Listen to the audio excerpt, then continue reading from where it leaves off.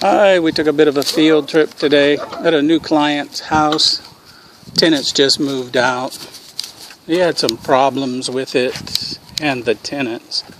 So I told him I'd meet him out here, take a look at some things and see how it goes. One of the things he did that, unfortunately, he wasn't a client prior to having the tenant move in, was he let the tenant work on the home, and then the tenant didn't pay rent, and some of the work didn't get done quite the way everybody wanted it to, because there's always a communication breakdown. But let's go inside and see what kind of shape this place is in and figure out what it needs.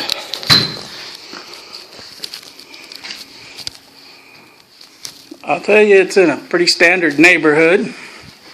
It's about a B house. And I'll explain A, B, and C homes a little later. Apparently the tenant wanted some new cabinets, so they just installed them. Got some maintenance issues, a couple broken drawers, a little dirty. Yard's a little messy.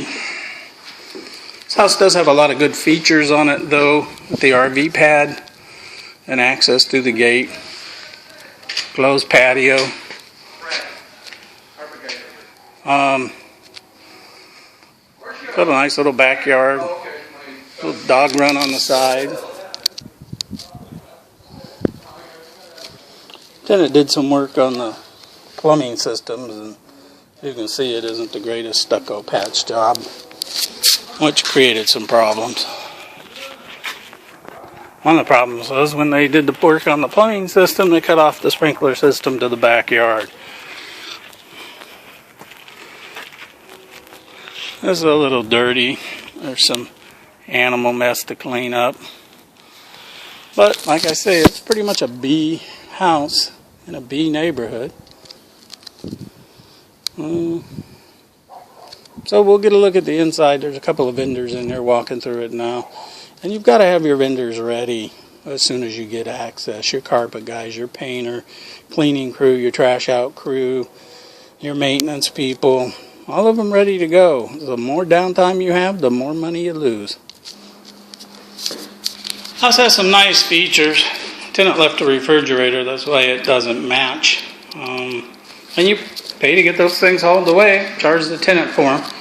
Remember, it's a California home, so you get 21 days to get them their security deposit charges in a letter mailed to their current address, or send it to the existing address that you have, even if it's the house they just moved out of, and ask for it to be forwarded. And you can also ask for address correction requested on the envelopes, and you should get it back with a new address. Well, no, it's not a bad house. 3-bed, 2-bath. And we're going to see one of the bathrooms. I've already kind of walked through the place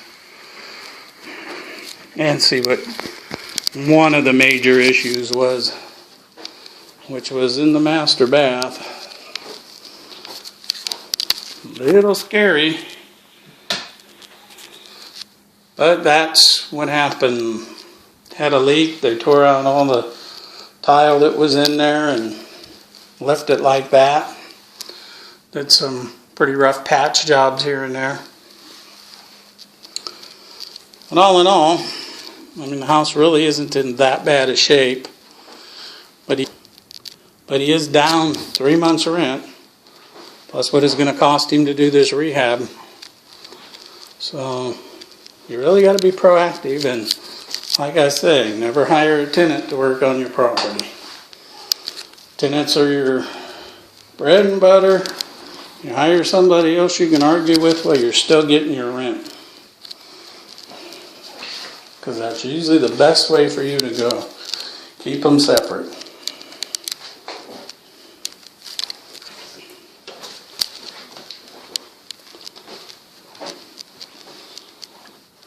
And we're back to the living room.